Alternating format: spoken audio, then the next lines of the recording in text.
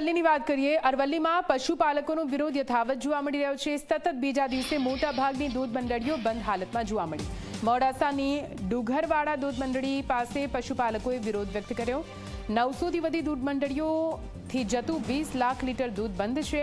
દૂધ મંડળીઓને તાળા મારીને વિરોધ દર્શાવવામાં આવી રહ્યો છે। વધુ ભાવફેરની માંગણી સાથે પશુપાલકો વિરોધ નોંધાવી રહ્યા છે।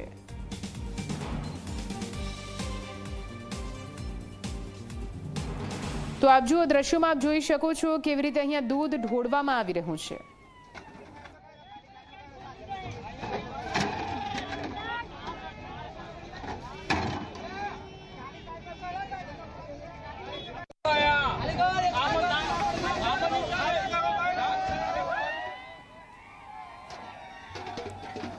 અને આ દ્રશ્યો આપ જોઈ રહ્યા છો અલગ અલગ ટીવી સ્ક્રીન પર। એક તરફ કેવી રીતે પશુપાલકોમાં આક્રોશ એટલો વ્યાપેલો છે કે સતત દૂધ ઢોળીને વિરોધ કરવામાં આવી રહ્યો છે અને દૂધ મંડળીઓને તાળા મારવામાં આવી રહ્યા છે। આટલા મોટી માત્રામાં દૂધ જે સાબર ડેરી પહોંચવું જોઈતું હતું તે સાબર ડેરી ન પહોંચીને કેવી રીતે રસ્તા પર જ તેનો વેડફાટ કરવામાં આવી રહ્યો છે અને એ પણ એટલા માટે કેમ કે પશુપાલકો પોતાની માંગ સાથે આક્રોશ વ્યક્ત કરી રહ્યા છે। તો સાબરકાંઠાની સાબર ડેરીના ભાવફેર મામલે દૂધના ટેન્કરો હવે નિશાને છે। દૂધની અછત ઊભી કરવાનો પ્રયાસ હાથ ધરવામાં આવી રહ્યો છે। દૂધનું ટેન્કર રોકીને વાલ્વ ખોલીને દૂધ રસ્તા પર ઢોળવામાં આવ્યું। ભાવના વિરોધ દરમિયાન દૂધનું મોટા પ્રમાણમાં વેડફાટ સામે આવી રહ્યો છે। ભાવફેરને લઈને પશુપાલકો આકરા પાણીએ છે, પરંતુ આ રીતે દૂધનો વેડફાટ તે કેટલું યોગ્ય તે પણ એક મોટો સવાલ ઉઠી રહ્યો છે, કેમ કે 1-2 લીટર આ દૂધ નથી, લાખો લીટર દૂધનો આ રીતે વેડફાટ રસ્તા પર આ રીતે ઢોળવામાં આવી રહ્યું છે દૂધને।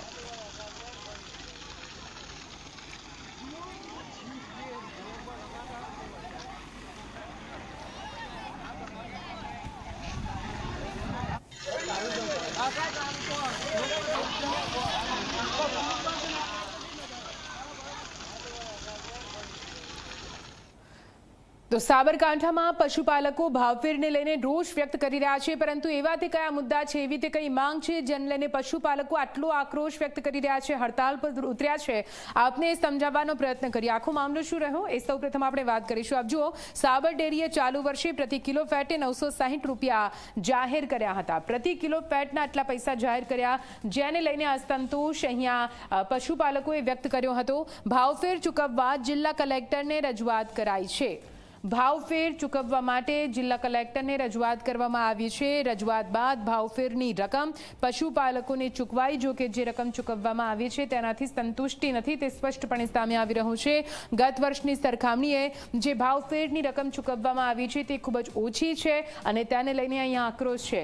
તેમનું કહેવું છે કે ગત વર્ષે જેટલી રકમ ચૂકવવામાં આવી હતી એનાથી વધારે રકમ ચૂકવવામાં આવે। ભાવફેર ઓછો મળતા પશુપાલકોમાં રોષનો માહોલ છવાયેલો છે। તેમનું કહેવું છે કે જે ભાવફેરની રકમ ગત વર્ષે હતી તેનાથી વધારે આપવામાં આવે। સાબર ડેરીએ ચાલુ વર્ષે પ્રતિ કિલો ફેટે 960 રૂપિયા જેટલા જાહેર કર્યા હતા, જો કે ભાવફેરને લઈને આક્રોશ ખૂબ જ વધારે વ્યક્ત કરવામાં આવી રહ્યો છે। અને આ વિશે વધુ માહિતી સાથે સંવાદદાતા ગૌરવ જોડાઈ ગયા છે। સીધા ગૌરવ પાસે જઈશું। ગૌરવ, સતત 4 દિવસથી સાબર ડેરીના તમામ પશુપાલકો વિરોધ વ્યક્ત કરી રહ્યા છે, તમે પણ ત્યાં પહોંચ્યા છો। દૂધનો વેડફાટ ખૂબ જ મોટી માત્રામાં સામે આવી રહ્યો છે। પશુપાલકોનું શું કહેવું છે? શું તેમને જે ભાવફેર આપવામાં આવ્યો છે અથવા જે પણ નિર્ણય લેવામાં આવ્યો છે તેનાથી હજુ પણ તેઓ સંતુષ્ટ નથી?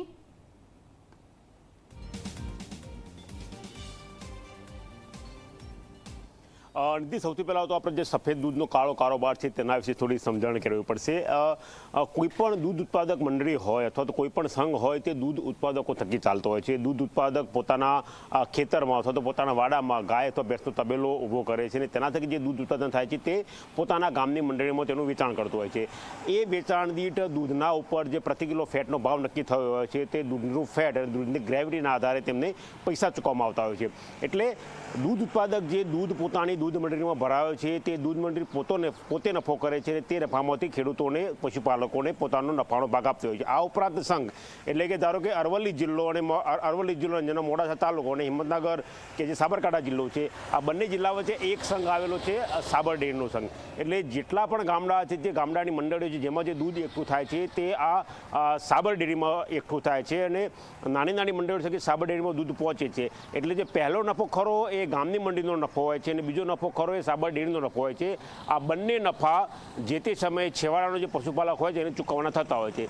અત્યારે હાલ જે વર્તમાન પરિસ્થિતિ સર્જાય છે તેમાં એવું છે કે ગત વર્ષે જે 17% જેટલો નફો સાબર ડેરી દ્વારા ચૂકવવામાં આવ્યો હતો તેની સરખામણીમાં આ વર્ષે માત્ર 9% નફો ચૂકવવામાં આવ્યો છે, જેના કારણે દૂધ ઉત્પાદકો વિરોધ કરી રહ્યા છે.